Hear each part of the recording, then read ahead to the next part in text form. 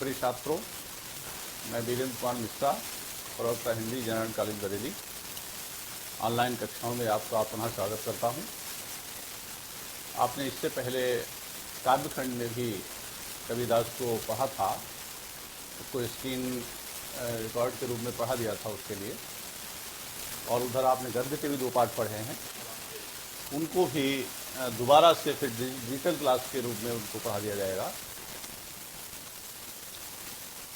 अब इसके आगे जो भी हम लोग पाठ पढ़ेंगे वो सब डिजिटल क्लास के माध्यम से ही, जैसे आपको इस स्क्रीन पर दिखा करके हम भी आपके सामने होंगे, तो इस तरीके से पढ़ाया जाएगा। और अभी तक आपने जिस स्कूल में पढ़े होंगे उन पाठों को दोबारा से पढ़ा देंगे। और आइए अब आज हम लोग कविवर सूरदास के बारे में पढ़ेंगे। उन्होंने कक्षा 11 में विनय, वात्सल्य, भ्रमर गीत ऐसे शीर्षकों को डाला है। तो सबसे पहले थोड़ा 1-2 मिनट सूरदास के संबंध में बात करते हैं। कविवर सूरदास जी, आप जानते हैं, कृष्ण काव्यधारा के प्रमुख कवि थे, प्रतिनिधि कवि थे। इन्होंने भगवान कृष्ण की बाल लीलाओं का बहुत ही विशद वर्णन ब्रजभाषा के माध्यम से किया है।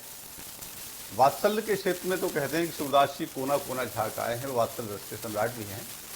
थोड़ा सा उनके बारे में जानते हैं कि कविवर सूरदास जी का जो जन्म था वह 1478 ईस्वी में रुनकता नामक ग्राम में हुआ था, स्थान पर हुआ था। रामचंद्र शुक्ल हैं, बाबू श्याम सुंदर दास हैं, उन्होंने रुनकता में ही इनके जन्म को प्रमाणित माना है। उसके आधार पर यही रुनकता वाला जो ग्राम है, स्थान है, ये ज़्यादा प्रमाणित मानते हैं। ऐसे इनका और भी ही कोई बताते हैं, कोई और भी स्थान बताते हैं। इनकी मृत्यु सन 1583 ईस्वी में पारसौली नामक स्थान पर हुई थी। अगर कभी संवत पूछा जाए या संवत में लिखना चाहें तो संवत सदैव सन से 57 वर्ष आगे चलता है। जैसे 1478 में अगर 57 आप जोड़ दे देंगे तो वहाँ पर 1533 करके बन जाएगा। इस तरीके से सूरदास जी के बारे में आप समझें। सूरदास जी की शिक्षा दीक्षा तो सब सत्संग से ही हुई थी। कहते हैं कि कृष्ण लीला के पदों का गान करते थे, गऊ घाट पर रह करके। वल्लभाचार्य से इनकी भेंट हो गई और फिर ये कृष्ण भजन में कृष्ण के पदों को लिखने में लग गए और वल्लभाचार्य इनके गुरु बने। इन्होंने इनके द्वारा लिखे हुए कई ग्रंथ प्रकाश में आते हैं, विशेष रूप से सूरसागर, सूर सारावली, सूर साहित्य लहरी, ये 3 ग्रंथ विशेष रूप से आते हैं। कहते हैं कि सूरसागर जो है वो श्रीमद् भागवत का आधार है और सूर सारावली में भी कुछ इनके जो है वो पदों की, छंदों की रचना इन्होंने की है, 1107 करके कुछ। और इसके पश्चात उधर साहित्य लहरी में भी इन्होंने नायक नायिकाओं का, अलंकारों का बहुत विशद वर्णन उसमें किया है। वो दृष्टकूट पदों में है वो पूरा। इस तरीके से सूरदास जी के और भी नाग लीला है, गोवर्धन लीला है, ऐसे करके और ग्रंथ भी प्रकाश में आए हैं। लेकिन 3 ग्रंथ विशेष रूप से प्रमाणित माने जाते हैं, जिनको हम लोग इनकी रचनाओं के रूप में लिखते हैं। ब्रजभाषा में इन्होंने पूरी काव्य रचना की है, गेय पद छंदों में रचना की है, मुक्तक प्रतीकात्मक शैली का प्रयोग किया है और विभिन्न पदों में आपको कई जगह पर अलंकारों का अलग अलग प्रयोग है। भक्ति और शांत रस की इसमें प्रधानता है, कहीं कहीं पर संयोग श्रृंगार का भी है। और इस तरीके से कृष्ण के पदों को अभी हम लोग एक एक करके पढ़ेंगे। बहुत ध्यान से इन सब चीज़ों को समझते हुए चलें। पहला विनय शीर्षक में जो पद है, इसमें सूरदास जी ने भगवान कृष्ण से अपनी रक्षा की गुहार की है और सूरदास जी ने स्वयं को जीवात्मा माना है। अब कै राख लेहु भगवान, हे प्रभु कृष्ण, इस बार हमारी रक्षा कर दीजिए, इस बार हमें बचा लीजिए, इस बार हमारी राख ले रक्षा कर लीजिए, लाज बचा लीजिए, मुझे मेरे प्राण बचा लीजिए भगवान। हूँ अनाथ बैठो द्रुम डालिए, हूँ अनाथ, मैं जीवात्मा रूपी पक्षी, स्वयं के लिए जीवात्मा माना है, मैं जीवात्मा रूपी पक्षी बैठो द्रुम डालिया, पेड़ की डाल पर बैठा हूँ। पेड़ क्या है? ये संसार है, एक पेड़ है, वृक्ष है। मैं जीवात्मा रूपी पक्षी संसार रूपी वृक्ष की डाल पर बैठा हुआ हूं और पारिधि साधे बान, और एक तरफ पारिधि साधे। पारिधि कौन है? शिकारी कौन है? माया रूपी शिकारी। उधर माया रूपी शिकारी ने हमारे ऊपर अविद्या रूपी बाण तान रखा है। ताके डर में भाजो चाहत, सूरदास जी कहते हैं उसके डर से मैं भागना चाहता हूं और ऊपर ढुके उस सुचान, और मेरे ऊपर जो अहंकार रूपी बाज है, सचान कहते हैं बाज को। बाज क्या है? अहंकार। मेरे ऊपर अहंकार रूपी बाज जो है वो ढुके हो माने घात लगाए हुए है। ब्रजभाषा है। जई हो खई हो, जाना के लिए जई हो कह दूं, खाना के लिए खई हो कह दूं, ये सब क्या ब्रजभाषा है। और ऊपर से मेरे ऊपर अहंकार रूपी बाज बढ़ रहा है, वो भी घात लगाए हुए है। दुहु भांति दुख भयो आनिया कौन उबारे प्राण। हे प्रभु, इस प्रकार दोनों तरफ से मेरे ऊपर संकट आ गया है। दुख भयो आनिया, संकट आ गया है। कौन उबारे प्राण, ऐसे संकट की घड़ी में हमारे प्राणों की रक्षा कौन कर सकता है? ऐसा सूरदास जी भगवान कृष्ण से निवेदन करते हैं, गुहार करते हैं अपनी रक्षा की। प्रश्नवाचक भी है, यह प्रश्नोत्तर शैली भी हो गई। सुमिरत ही अहिडस्य उपाधि, भगवान का जैसे ही स्मरण किया है सूरदास जी ने, तो स्मरण करते ही अहिडस्य उपाधि, वो माया रूपी जो शिकारी था उसको ज्ञान रूपी सर्प ने डस लिया। अहि क्या? सर्प क्या है? ज्ञान रूपी सर्प। देखिए प्रतीकात्मक शैली है। ज्ञान रूपी सर्प ने उस माया रूपी शिकारी को डस लिया था। जब ज्ञान का संचार हो जाता है व्यक्ति के अंदर, तो ज्ञान का संचार होते ही ये माया अविद्या रूपी सारे तत्व तो खत्म हो जाते हैं, उसे सांसारिकता का ज्ञान हो जाता है। तो भगवान का स्मरण करते ही ज्ञान रूपी सर्प ने उस माया रूपी शिकारी को डस लिया और कर छूटे उस संधान, और उसके हड़बड़ाहट में, उसके डर से, उसके हाथ से वो संधान जो विद्या रूपी बाण वो ताने हुआ था वो चल गया, छूट गया। देखिए प्रभु की लीला कैसे कैसे वो भगवान की रक्षा करते हैं। जाके वो राखे साइया मार सके न कोई, और बालन बांका कर सके साई सब जग बहरी होए। ऐसा आप जो है भाव साम्य के रूप में भी इन पंक्तियों को आप नोट कर सकते हैं। तो सुमिरत ही अहिडस्य उपाधि कर छूटे संधान, सूरदास सर लगे उस सचाने। और सूरदास जी कहते हैं आप प्रभु की माया देखिए कि वह जो बाण था वो बाण जाकर के बाज को लग गया, अहंकार रूपी बाज को लग गया, अहंकार भी समाप्त हो गया वहां पर। जय जय कृपा निधान, और भक्त की सब तरफ से रक्षा हो गई। इस प्रकार हे कृपा के सागर, कृपा के भंडार, भगवान कृष्ण आपकी जय हो।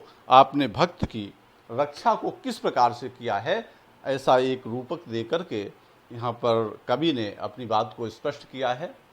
आप देख रहे हैं अनुप्रास भी है, रूपक भी है, मुक्तक शैली है, प्रतीकात्मक शैली है। भक्ति और शांत ऐसे रस हैं। भक्ति और शांत रसों में आप देख सकते हैं, भक्ति है, शांत है, प्रतीकात्मक शैली। शैली में देखें आप, प्रतीकात्मक शैली है। एक कॉमन मिलेगा आपके लिए इन पदों में, प्रतीकात्मक शैली है,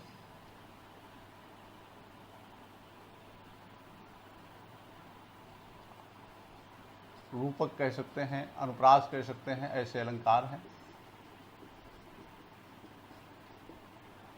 ब्रज भाषा है, भाषा में ब्रज है, ब्रज भाषा है। ऐसे विभिन्न तरीके से आप इन सबको समझते हुए चलें, इसका स्क्रीनशॉट भी आप लेते हुए चलें। प्रश्न भी आते हैं कि भगवान जो है वो जीवात्मा के रूप में जो वो कवि वो सूरदास जी जो हैं वो किससे प्रार्थना कर रहे हैं? तो भगवान से बचाव की प्रार्थना कर रहे हैं। इसमें अहंकार का प्रतीक कौन है? तो इसमें बाज अहंकार का प्रतीक। ऐसे छोटे छोटे प्रश्न भी आपके लिए मिल सकते हैं। सुमिरत ही अहिडस्य उपाधि, शिकारी को किसने डस लिया? ज्ञान रूपी सर्प ने डस लिया। सूरदास सर लगे उस सचाने, बाण जाकर के किसको लगा? बाज को जाकर के, अहंकार रूपी बाज को जाकर के बाण लग गया। इस प्रकार से प्रस्तुत पद में कौन सी भाषा है, कौन सी शैली है, कौन सा अलंकार है, कौन सा छंद है, कौन सा छंद है। अब छंद में आप लिखेंगे तो इन सभी में गेय पद, सभी में गेय पद आकर के आप लिख सकते हैं। इस प्रकार काव्य सौंदर्य को भी समझते हुए चलें। छोटे छोटे प्रश्नों को भी आप, इन प्रश्नों के अलावा भी अन्य प्रश्न भी आप बना सकते हैं। आइए आगे बढ़ते हैं। दूसरे पद में आप देखें कि सूरदास जी जो हैं, मेरो मन अनंत कहाँ सुख पावे, अपने को भक्त के रूप में, अपने को जीवात्मा के रूप में प्रस्तुत करते हैं कि मेरो मन अनंत कहाँ सुख पावे। हे प्रभु, मेरा मन जो है आपके अतिरिक्त और कहीं भी इसको आनंद की प्राप्ति नहीं होती, कहीं भी इसको शांति नहीं मिलती। लेकिन मन की गति बड़ी चंचल है, इसको बांधना, इसको रोकना बड़ा कठिन है। एक कहीं न कहीं कोई न कोई खुराफात अवश्य कर बैठता है। जैसे उड़ी जहाज को पंछी फिर जहाज पे आवे, मन की चंचलता को भी व्यक्त कर रहे हैं कि जैसे कि समुद्र में कोई जहाज जा रहा है और जहाज की प्राचीर पर बैठा हुआ, उसके ऊपरी भाग पर बैठा हुआ जो पक्षी है, वह समुद्र में जहाज चल रहा है, पक्षी जहाज पर से उड़ जाता है और वह बहुत दूर तक उड़ता रहता है, उड़ता रहता है, और उड़ने के बाद भी जब कोई उसको आश्रय नहीं मिलता तो पुनः आकर के फिर वह प्राचीर पर बैठ जाता है। उसी प्रकार अपने मन की चंचलता को भी वो व्यक्त कर रहे हैं कि हम, मेरा भी मन जो है वो इधर और देवी देवताओं की उपासना के लिए भटकता तो है, लेकिन मेरे मन को कहीं संतुष्टि नहीं मिलती और मैं पुनः आकर के उस पक्षी की तरह आपके चरणों में शरणागत हो जाता हूँ। ऐसा करके प्रभु कृष्ण जो हैं, कृष्ण से निवेदन सूरदास जी कर रहे हैं। कमल नयन को छाड़ी महात्म और देव को ध्यावे, अर्थात ऐसा कौन होगा जो कमल नयन, कमल के समान नेत्रों वाले, कमल रूपी नेत्रों वाले भगवान कृष्ण के महात्म्य को छोड़कर, उनकी महिमा को छोड़कर और देवी देवताओं का जो स्मरण करेगा, ऐसा कौन होगा। ये तो एक मूर्खतापूर्ण कार्य ही होगा जो भगवान कृष्ण जैसे सरस सुकोमल, बड़े सुंदर, बहुत ही दयावान, बहुत ही सखा भाव रखने वाले ऐसे कृष्ण को छोड़ करके कोई दूसरे देव का स्मरण करेगा, ऐसा कौन होगा। परम गंग को छाड़ पियासो दुर्मति कूप खनावे, अगर कोई इस प्रकार का ओछा प्रयत्न करता है तो उसका प्रयत्न उसी प्रकार का होगा। एक दृष्टांत भी दे दिया है कि परम गंग को छाड़ पियासो, जैसे कि कोई प्यासा व्यक्ति परम गंगा जल को छोड़ करके और कोई दुर्मति, कोई दुर्बुद्धि, कोई कूप खनावे, कोई कुआं खोदने का प्रयत्न करे अपना प्यास बुझाने के लिए।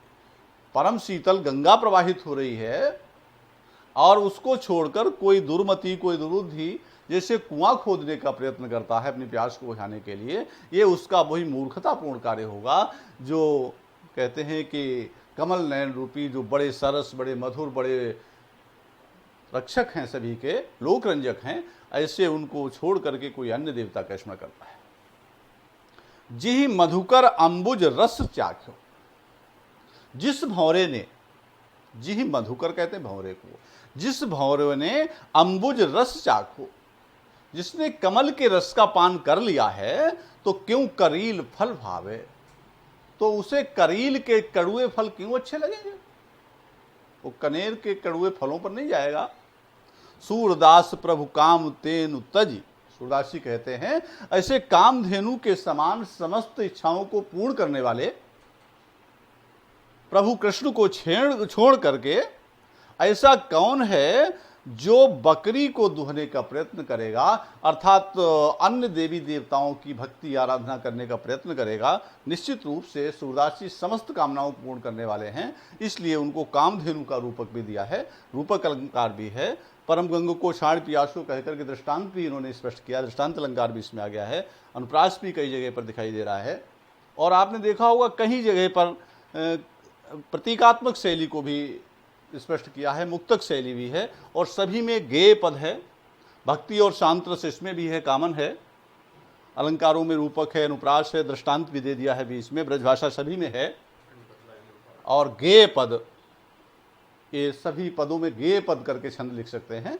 ऐसा बहुत ध्यान से पूरा वीडियो अंत तक देखते चलें। वो जो आपके लिए जो अंडरलाइन करके दिया हुआ है, ये रेखांकित अंश है जिसकी व्याख्या को बहुत विशेष रूप से आप इसको समझें, हृदयंगम करें और अंत तक वीडियो को देखते हुए चलें, इसको शेयर करें।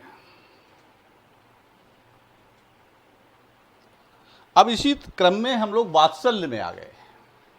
वात्सल्य का पद है, आगे देखें, इसी क्रम में ये वात्सल्य के पद में अब हम लोग आ गए। वात्सल्य कहते किसे हैं? वात्सल्य क्या है? जहां पर किसी बच्चे का, किसी भी छोटे बालक का के प्रति जब कोई ममत्व का भाव जागृत होता है, जब उसकी कोई बाल क्रीड़ाओं को हम लोग देखते हैं, तो बाल क्रीड़ाओं को देख करके जो मन में एक भाव उमड़ते हैं, उसके प्रति उसको उठाने का, उसकी बाल क्रीड़ाओं को देख करके प्रसन्न होने का, जैसे माताएं बच्चों के खेलों को देखकर, क्रीड़ाओं को देखकर बिल्कुल भाव से भर जाती हैं, उसको अपने अंचल में ले लेती हैं, तो ये वात्सल्य है। तो हर यू की बाल छवि कहाँ लो वर्ण, हर यू की बाल छवि कहाँ लो वर्ण। सूरदास जी ने कहा है, सूरदास जी कह रहे हैं कि मैं भगवान कृष्ण की जो बाल छवि है, उनका जो बाल सौंदर्य है, उसका वर्णन कहाँ तक करूं। उनके बाल सौंदर्य का वर्णन तो करना संभव नहीं है, फिर भी वो अपनी गतिमति के अनुसार बहुत ही श्रेष्ठ वर्णन उन्होंने वात्सल्य रस में किया है। सकल सुख की सीव कोटि मनोज शोभा हरण। उन्होंने बताया है कि भगवान कृष्ण की जो सौंदर्य है, बाल सौंदर्य है, वो सारे सुखों की सीमा है, सारे सुख उसमें मिल जाते हैं व्यक्ति को। कोटि मनोज शोभा हरण, और उनकी जो सौंदर्य है वो करोड़ों कामदेवों की शोभा को हर लेने वाली है। कामदेव कहते हैं सृष्टि का सबसे सुंदर पुरुष है, और भगवान कृष्ण की बाल छवि को ये बताया है कि करोड़ों कामदेव भी उसके सौंदर्य पर न्यौछावर हो सकते हैं। भुज भुजंग सरोज नयनन बदन विधु जित लरन। अनेक उपमानों को उन्होंने जीत लिया है। जो उपमान है, जिनसे उपमा दी जाती है किसी चीज की, उपमेय क्या है? जिससे उपमा दी जाए वो उपमेय है, और जिसकी उपमा दी जाए वो उपमेय है, जिससे उपमा दी जाए वो उपमान है, अर्थात उपमान बड़ा होता है। तो कहते हैं भुज भुजंग सरोज नयनन बदन विधु जित लरन। इनके अंगों ने उपमानों को जीत लिया है, उपमानों को हेय सिद्ध कर दिया है। भुज भुजंग, इनकी भुजाओं ने सर्पों को, सरोज नयनन, इनके नेत्रों ने कमल को, नेत्रों की उपमा कमल से दी जाती है। बदन विधु, और इनके मुख ने चंद्रमा को जित लरन, ऐसा लगता है कि बरवस जीत लिया है, बलपूर्वक जीत लिया है, लड़कर जीत लिया है। प्रतियोगिता में इनके जो मुख है, भुजाएं जो है, उसने सर्पों को जीत लिया है, नेत्रों ने कमल को जीत लिया है, और उसके मुख ने कृष्ण के चंद्रमा को ऐसा लगता है बरवस जीत लिया है। रहे विवरण, जिसके कारण सर्प से, जिसके कारण संकोच से, रहे विवरण, जो सर्प हैं वो बिलों में समा गए हैं। बहुत ध्यान से समझें, क्रमशः वर्णन किया है। भुज भुज रहे विवरण, सर्प जो हैं वो बिलों में समा गए हैं। सरोज सलिलम, और जो कमल है वह जल में समा गए हैं। बदन नभ, और जो विधु और जो चंद्रमा है वह आकाश में समा गया है। उपमा अपर दुर्डरन, और जो अन्य उपमान हैं वो डर कर के, दूरी माने छिप गए। अन्य जो उपमान हैं वो डर करके ऐसा लगता है छिप गए हैं, सामने नहीं आ रहे हैं। मंजू मेचक मृदुल तनु, उनका जो सुंदर और श्यामला और जो बहुत ही कोमल शरीर है कृष्ण का, उस सुंदर श्यामला जो उनका कोमल शरीर है, अनुहरत भूषण भरन, उसी के अनुरूप, उसी के अनुसार इन्होंने आभूषणों को भी पहन रखा है, आभूषण भी धारण कर रखे, आभूषण भरन, आभूषणों को धारण कर रखा है। मनहु सुभग सिंगार शिशुतर, उत्प्रेक्षा दी है, सौंदर्य को उत्प्रेक्षाओं के माध्यम से व्यक्त किया है कवि ने कि मनहु सुभग सिंगार शिशुतर। ऐसा लगता है कि मानो कोई सुंदर श्रृंगार रूपी बाल वृक्ष, शिशुतर, ऐसा लगता है कि कोई सुंदर श्रृंगार रूपी जो बाल वृक्ष है, रूपक दिया है, बाल वृक्ष है। फरेउ अद्भुत फरनी, उस श्रृंगार रूपी बाल वृक्ष में लगता है कि अनोखे फल उसमें फलित हो गए हैं, अनेकों फल उसमें लगे हुए हैं। ऐसा लगता है कि कोई फलों से लदा हुआ कोई श्रृंगार रूपी बाल तरु हो। ऐसे कृष्ण के ऊपर जो आभूषण है वो शोभायमान हो रहे हैं, तो वो भी कम उम्र के हैं अभी कृष्ण भी। चलत पद प्रतिबिंब बन आगन घुटुरुवन करने। और जब भगवान कृष्ण बाल रूप में भगवान कृष्ण जब पैरों से चलते हैं, कृष्ण नंद बाबा के मणिमय आंगन में जब वो पैरों से हाथों से चलते हैं, घुटुरुवनीकरण, घुटनों घुटनों हाथों से और पैरों से जब चलते हैं तो उनके पैरों और हाथों का जो प्रतिबिंब है वो कैसा प्रतीत होता है। कहते हैं जहां पहुंचे रवि पहुंच जाए वहां कवि। हम लोगों की सामान्य दृष्टि है, हम लोगों को वह स्वरूप वह रूप दिखाई नहीं देता, लेकिन कवि क्या क्या है, कवि का हृदय, कवि हृदय होता है, उसे उसकी दृष्टि एक अलौकिक दृष्टि हो जाती है और उसे वह प्रतिबिंब दिखाई देता है जो हम लोग सामान्यता नहीं देख पाते। तो चलत पद प्रतिबिंब, जिस समय वो घुटनों घुटनों नंद बाबा के मणिमय आंगन में चलते हैं तो जलज संपुट सुभग छवि भरी लेत उर जन धरन।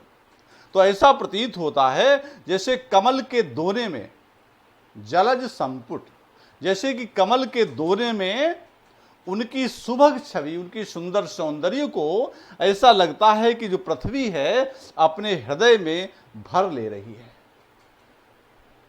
ऐसा प्रतीत होता है कि कमल के दोने में उनकी सुंदरता को पृथ्वी जो है वह अपने हृदय रूपी दोने में भर ले रही है। ऐसा एक उपमा कवि को दिखाई देती है। पुण्य फल अनुभवति सुतहि बिलोक के नंद धर्म। और नंद की पत्नी जो यशोदा है वह अपने पूर्ण फलों का अनुभव करती हैं, अपने पूर्ण फलों का, पूर्ण रूपी फलों का अनुभव करती हैं। जब वो पुत्र को देखती हैं तो उन्हें ऐसा अनुभव होता है कि हमारे पुराने जो पूर्ण रूपी जो फल हैं वो आज फलित हो गए हैं, जो मुझे आज कृष्ण के दर्शन जो है बाल रूप में हो रहे हैं। सूर प्रभु की उर्वशी किलकन ललित लरखरन। सूरदास जी कहते हैं प्रभु कृष्ण की जो किलकारियां हैं उनको सुंदर लड़खड़ा करके चलना है, उनकी जो तोतली बातें हैं, सूरदास जी कहते हैं कि वह मेरे हृदय में बस गई हैं। इस प्रकार बालक कृष्ण की बाल लीलाओं का बहुत ही मनोरम वर्णन सूरदास जी ने इसमें किया है। आप देखेंगे इसमें कई चीज़ें निकल के आ रही हैं। आप देखेंगे इसमें रूपक भी है,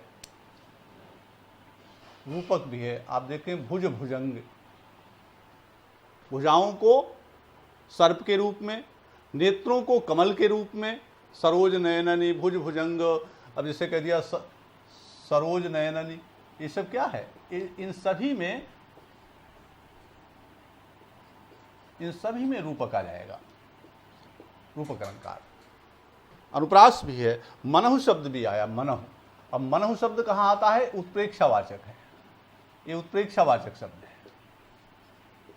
जनु शब्द आ गया है, जनु, जनु भी उत्प्रेक्षावाचक है।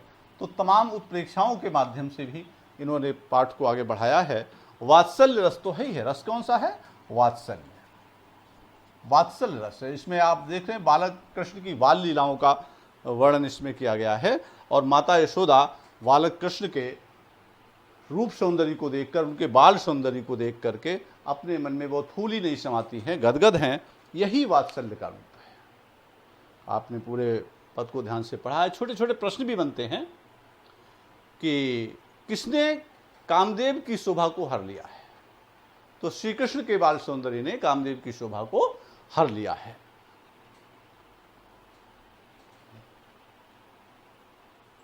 नंद बाबा के आंगन में घुटनों घुटनों कौन चल रहे हैं?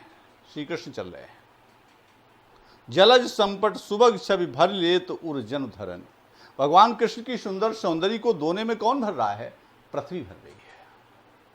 पुण्य फल का अनुभवत सुत ही बिलोक के नंदघरन। कृष्ण के बाल सौंदर्य को देख करके उनके अपने पूर्ण फलों का अनुभव कौन कर रही हैं? माता यशोदा कर रही हैं।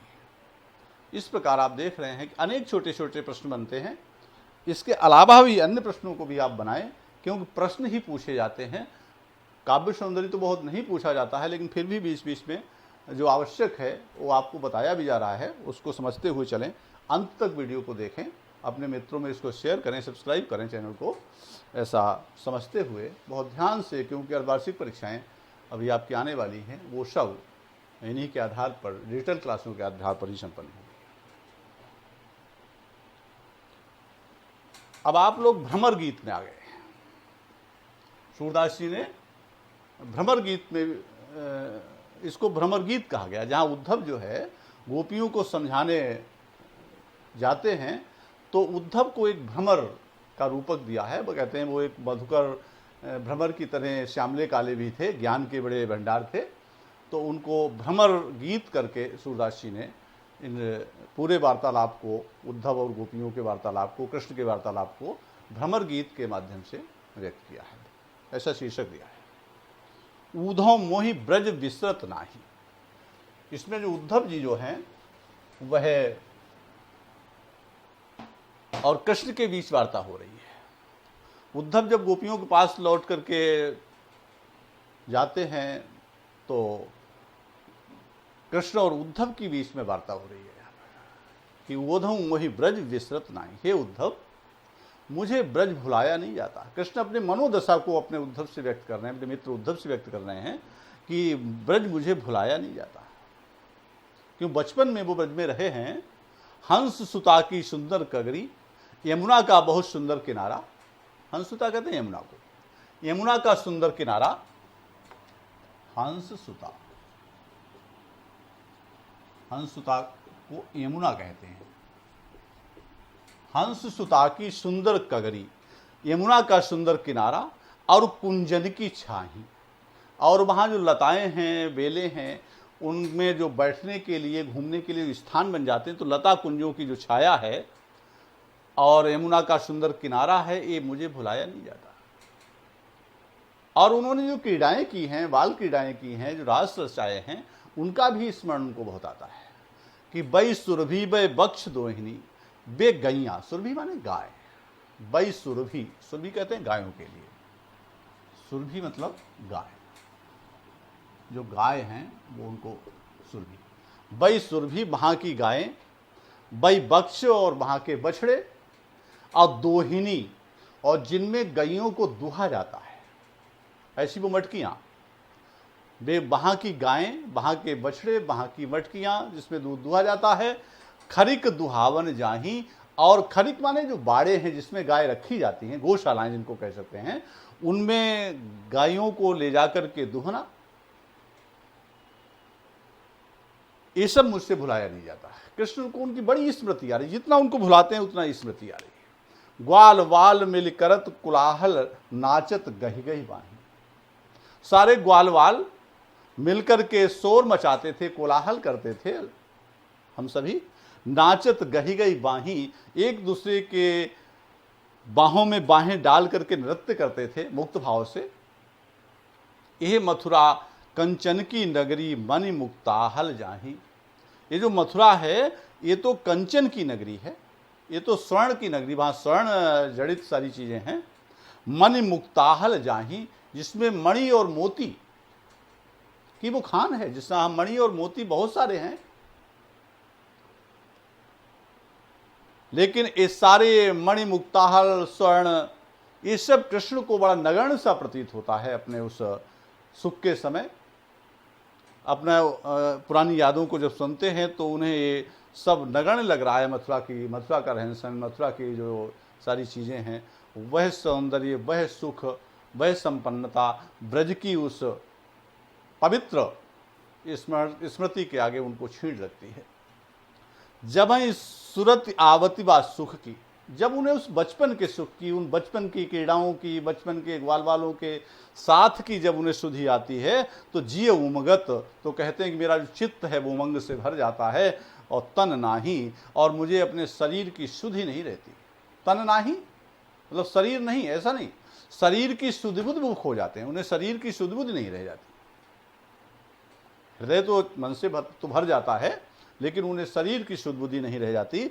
अनगन भांति करीब लीला जसुदा नंद निभाई। सूरदास जी कह रहे हैं कि कृष्ण कह रहे हैं कि अनगन भांति, अनेक प्रकार की, भांति भांति की लीलाएं, भांत भांत के खेल शरारतें मैंने वहाँ किए हैं और यशोदा और नंद बाबा ने उनका बड़ा धैर्यपूर्वक, बड़ा प्रेम पूर्वक निर्वाह भी किया है। सूरदास प्रभु रहे मौन हुए, यह कही कही पछताही। सूरदास जी कहते हैं, ऐसा कहते हुए भगवान कृष्ण जो है वो एक बार मौन हो गए, गदगद हो गए, उनके मुख से वाणी नहीं निकली और यह कही कही पछताई। ऐसा कहते कहते वो बड़ा पश्चाताप करने लगे, बहुत ही भाव में डूब गए।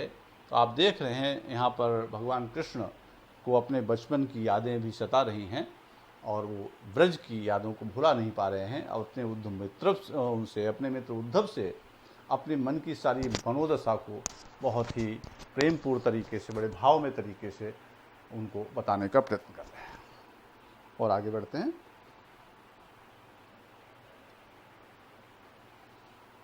बिनु गोपाल बैरिन भई कुंजय। आप बहुत से ध्यान देखेंगे, ध्यान से। बिनु गोपाल बैरिन भई कुंजय, तब वै लता लगत यत शीतल, अब भई विषम ज्वाल की पुण्य। बिन गोपाल बैरिन भई पुण्य। कहते हैं जब संयोग के क्षणों में जो चीजें सुखद लगा करती हैं, वियोग के क्षण में वही चीजें दुखदायी लगने लगती हैं, क्योंकि उन चीजों में उससे संबंधित व्यक्ति की स्मृतियां, उसका प्रतिबिंब, ये सब समाया रहता है। तो बिन गोपाल बैरिन भई कुंजे, संयोग की अवस्था में कृष्ण के साथ जब गोपियां रास किया करती थी, कृष्ण के साथ वो जब रास लीला करते थे, तो वही जो कुंजों लताएं थी वो बड़ी सुखद लगती थी, बड़ी शीतल लगती थी। गोपियां कहती हैं कि आज कृष्ण के ना होने पर वही कुंजें, वही लताएं आज मुझे बैरिन जैसी लगती हैं, दुखदाई लगती हैं, कष्टकारक लगती हैं। तब वही लता लगत अत तन शीतल। वही लताएं पहले शरीर को शीतलता प्रदान करती थी, उनकी छाया, उनकी सारी चीजें कृष्ण के साथ होने पर। अब भाई विषम ज्वाल की पुंजें, अब वही लताएं, वही कुंजें जो है वो भयंकर ज्वाला के समूहों के समान मुझे लग रही हैं, मुझे कष्टकारक लग रही है, बड़ी दाहक लग रही हैं। वृथा वहत जमुना खग बोलत, वृथा कमल फूलन अलिगुंज। गोपियों को अब हर एक प्राकृतिक सौंदर्य से भी एक प्रकार से उदासीनता हो गई है। वो कहती है कि ऐसा लगता है कि पहले जो यमुना की जल में जो कलकल की ध्वनि मन को आह्लादित करती थी, आज लगता है वही यमुना व्यर्थ में ही बह रही है, कोई सौंदर्य नहीं दिखाई देता उसमें। खग बोलत, पक्षी व्यर्थ में ही बोल रहे हैं, उनमें सौंदर्य नहीं है। वृथा कमल फूलनी, और जो कमल हैं वो भी व्यर्थ में फूले हुए हैं। अलि गुंजे, भंवरे फूलों पर व्यर्थ में ही गुंजार कर रहे हैं, मुझे उनमें कोई सौंदर्य, कोई मधुरता, कोई सरसता का संचार नहीं हो रहा है। पवन पान, पवन माने वायु, पान माने जल। पवन कहते हैं, पवन माने पवन पान घनसार, घनसार कहते हैं यहां पर कपूर के लिए कहा, घनसार यहां कपूर के लिए कहा। पवन पार घनसान सजीवन, संजीवनी, और दधिसुत, दधिसुत चंद्रमा की किरणें, भानु भई भुंजे, और चंद्रमा की किरणें मुझे सूर्य की किरणों के समान अब दाहक लग रही हैं। वही चंद्रमा की किरणें जो शीतलता प्रदान करती थी, वो मुझे सूर्य की किरणों के समान दाहक लग रही हैं कृष्ण के वियोग में। यह ऊधव कहियो माधव सो, हे उद्धव जाकर के कृष्ण को बता देना कि मदन मार कीनी हम लुंजे, और हमारे जो अंग प्रत्यंग हैं उनको कामदेव ने लुंज पुंज कर दिया है। अर्थात जो कामदेव है, मेरे अंदर जो प्रेम की भावना उत्पन्न करके उसने हमारे अंगों को लुंज पुंज कर दिया है, असक्त सा कर दिया है, शिथिल कर दिया है। सूरदास प्रभु तुम्हारे दरस को मग जोवत अखियां भई सुंजे। सूरदास जी कहते हैं कि हे प्रभु, गोपियां कह रही हैं कि आपके दर्शनों को देख का इंतजार करते करते, आपका रास्ता देखते देखते मेरे जो नेत्र हैं एक प्रकार से निश्चेष्ट हो गए हैं, छुंजे, निश्चेष्ट हो गए हैं। मेरे जो नेत्र हैं वो गुंजा के फल की तरह हैं, जैसे गुंजा का फल लाल होता है, गुंजा के फल की तरह मेरे जो नेत्र हैं वो लाल हो रहे हैं, निश्चेष्ट से हो रहे हैं। इस प्रकार गोपियां निश्चित रूप से कृष्ण के वियोग में बहुत दुखी हैं। तो कौन सा रस इसमें हो सकता है? विप्रलंब श्रृंगार, विप्रलंब श्रृंगार, जिसको हम वियोग भी कह सकते हैं, इसको वियोग भी कहते हैं। वियोग श्रृंगार में इस पद के लिए आप कह सकते हैं। अब देख रहे हैं आपकी जगह जगह पर इन्होंने दृष्टांत भी दिया है, अनेक जगह रूपक भी है, ब्रजभाषा में पूरा पद है, गेय पद में है। ये सारा इस प्रकार से ध्यान से समझते हुए चलिए। अब इसमें छोटे छोटे प्रश्न भी बन जाते हैं कि जो है गोपियों को यमुना व्यर्थ में बहती हुई क्यों प्रतीत होती है, क्योंकि उसमें उनको एक प्रकार से जो है यमुना में कोई सौंदर्य दिखाई नहीं देता है। तो आपने ये पूरा वीडियो अंत तक देखा है, पढ़ा है, इसका स्क्रीनशॉट भी आप ले सकते हैं और चैनल को सब्सक्राइब करें, मित्रों में इसको शेयर करें और ध्यान से, क्योंकि अर्धवार्षिक परीक्षा अभी इसी डिजिटल क्लास के आधार पर ये भी होने वाली है, इसलिए इसको पूरा समझते हुए चलें। और आज इस वीडियो में बस इतना ही। धन्यवाद।